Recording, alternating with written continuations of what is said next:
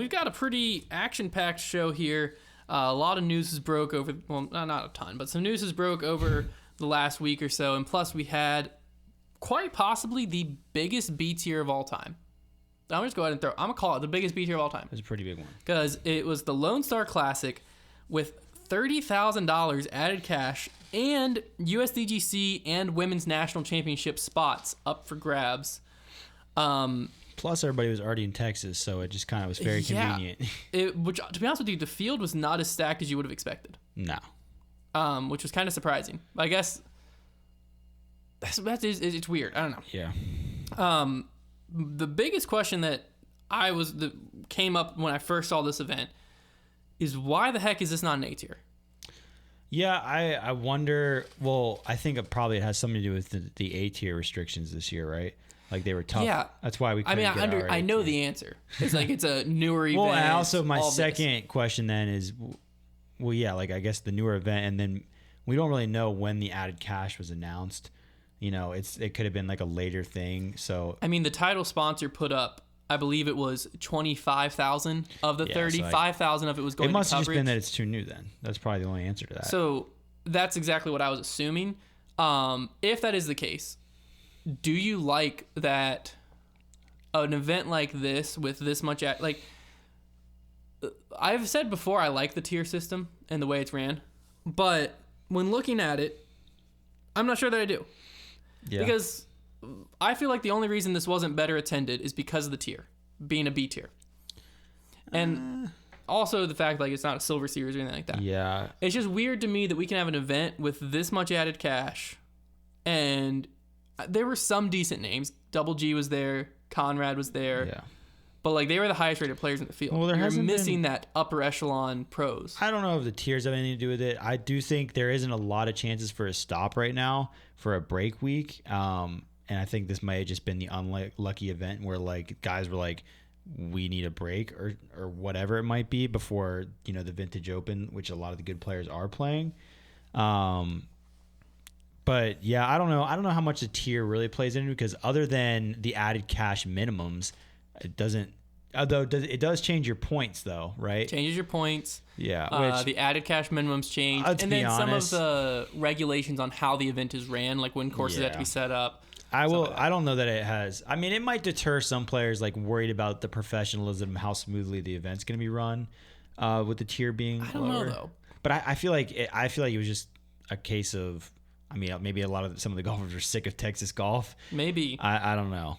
I just found it very interesting when I was looking at it and I was looking through the results and stuff. But why did they do the restrictions? Remind me, on A tiers for this year? They just said that there wasn't really restrictions. They just said they had an overabundance of applications. Right. And so they had to be very selective of which ones. Because wasn't there a limit per state? They kind of limit it, yeah. They want to make sure that there's enough distance between weekends, stuff like that. So the PDGA like prioritizes A tiers, like, but I don't think the PDGA realizes that there's enough demand to support more A tiers than they probably anticipated. Yeah, well, also Virginia, from what I have seen, Virginia doesn't even have an A tier this year. Yeah, we were only going to have one, and the most we've ever had in the past is 2 Fall Colors and 2 Days in May. Yeah, I say the past in my playing career. Right. There could have been more before then. But 2 Days in May, to my knowledge, isn't even happening this year. So that doesn't make any sense. And Fall Colors, again, is probably happening, but for some reason it's not an A tier this year. And so we just drove and played the closest one, which is in Raleigh. And it was a good event. But I just don't get... It just seems weird to me. Like, restrictions where, like, this event with 30,000 added, not an A tier to B tier. And then, like, how much weight is actually putting on that? Yeah, I do know, like... Had the Dogwood Classic that we played been a B tier, I wouldn't have went. Yeah. Which is kind of, and I don't know why I wouldn't have went. Yeah, I can't really say. Like, would you have gone if it was a B tier? Yeah. Oh. I don't know what it is.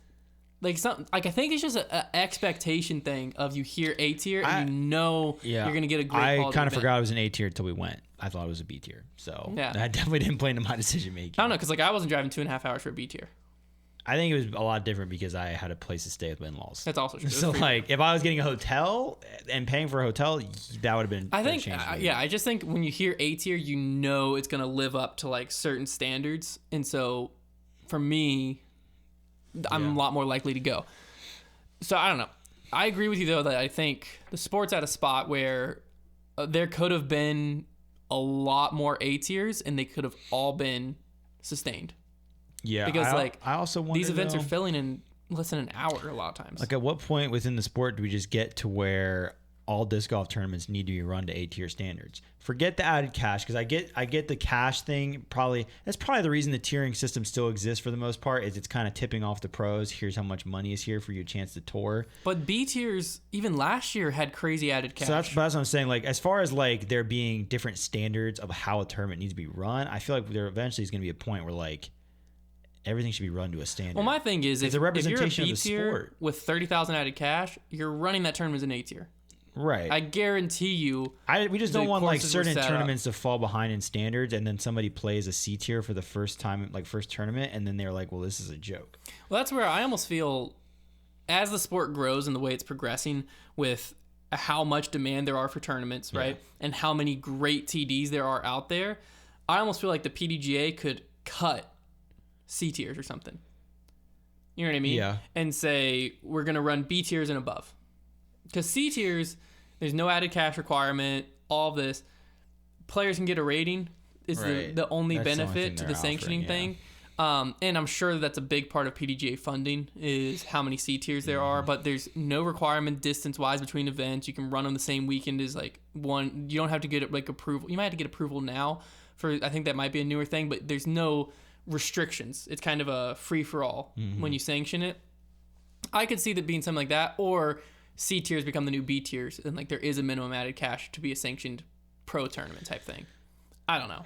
Yeah, I don't know. Because I do agree that there should be some higher standards. Because you can go to some C tiers and every other card is smoking, and they're all in like. Yeah, nobody's really caring. It's just it's like you're going to a weekly where it's just you're having fun playing disc golf, but you're getting a rating. Yeah, it's a weird balance, because at the same time you don't want the C tier events to go away, because those are really fun to go play, not care as much, but you almost don't want them to be like on the same level of like, this is a PDGA sanctioned tournament. You almost want, like, if a tournament is PDGA sanctioned, for that to like carry some weight. That's what I was saying. That's like, more what I was saying. Yeah, it's almost like the C tier type events should just kind of, be more of a fun thing. But I know that ratings just are the lifeblood of disc golf. They are what make people show up. To be honest with you, if I was the PDGA, what if they just took ratings away for A tier and above? No, I would screw taking ratings away. I would make it where not even a sanctioning fee, but for X amount, like the event isn't sanctioned, but it allows players to calculate and include their rating. Almost like weekly leagues, but it can be one-off event. Right. To replace C tiers, to where it's not a PDGA sanctioned event, so there's not that you go to a PDGA sanctioned event and it sucks. Then what does sanctioned even mean then? Endorsed, I guess. Endorsed and rules, yeah. Well, if there's no rules, then how can you do the ratings though? No, the PDGA rules would be in effect. What I'm saying sanctioned is like if you go on the PDGA and you're going through the event list and stuff like that, like. Right. That's one of the biggest benefits as a TD to sanctioning a tournament beyond anything is that it's on the PDGA's website and it's listed there. So if you don't have any other way to market it, people are going on there and searching for events in their area, and it's on that list. So that indirectly is tying the PDGA to that event. The PDGA isn't going to get a bad rep. The TD will get a bad rep for running a horrible event. Yeah. I won't say any names, but there are certain TDs that I went to events of before that when I see an event in that area, I make sure it's not that TD because I will not show back up because they just let tournaments ran by them just were awful. To be honest with you. Same. And so there's certain TDs that I will pay attention to. I've never looked at the PDGA in a bad light, but that's me because I understand the inner workings. That might be if it's someone's first tournament out, they might be like, well, this is awful. Like this is what disc golf's all about, and they hold the whole sport to the standard they saw there. None of that was in the notes. So MPO results for the Lone Star Classic. We had Matty O pop off a little bit, win by 5 strokes over a 3-way tie for second between GT Hancock, Mason Ford, and Connor O'Reilly. They all tied for second. I believe the next player down was Double G in 5th, and James Conrad was kind of hanging around in there too, but Matteo with another impressive performance. Yeah. He just came off of a second place at Texas State's. Yeah. Went straight into this, took it down, and I believe all of the players I just listed did end up qualifying for USDGC. They gave away 5 spots. I believe they took up 4 of them. Double G and Conrad were already qualified. Okay. So then the 7th place person got one as well. Nice. So yeah, I mean, that was a big time thing. One thing though is a lot of players didn't know this was a USDGC qualifier. Really? Because, I say a lot of players that I know of and talk to, because Nick Carl was the first one to tell me it was. Yeah. I didn't see it promoted, this tournament promoted. Nick Carl told me the Lone Star Classic is a USDGC qualifier. So yeah, that's random. Brody didn't play in it. And then Paul was like, why didn't you play in it, Brody? Like, that would have probably been one of the easiest ways to qualify for USDGC because, you know, it's a B tier. Not a lot of players are going right now. Yeah. Brody had no clue. And it also... I wonder if they were keeping it on the down low, like... But why? Worried about their tournament getting filled. Like, they wanted to keep it to, like, local guys more, like, give them a shot. Maybe. I don't know. Maybe it was, like, a Texas thing where they're like, hey, we want to get a bunch of Texas guys into the USDGC. Let's keep it... I mean, I feel like they were promoting it. It's just... But they were... Well, it wasn't reaching... Yeah, that's what I'm saying. Like the USDGC thing, that would have brought people from everywhere. If they see, and they were already in Texas. There's a B tier that I can get into the USDGC. Like, and that's another thing too is how did they get USDGC qualifying spots? That's a real mind blower. Being a B tier, I guess. Well, whose decision is that? Innova decided to get someone. I think Maybe. Innova was a sponsor, a partial sponsor. When was that decision made? Because maybe Innova was like, this is our chance to get. Maybe we're trying to get because Innova might have been trying to get it as an A tier.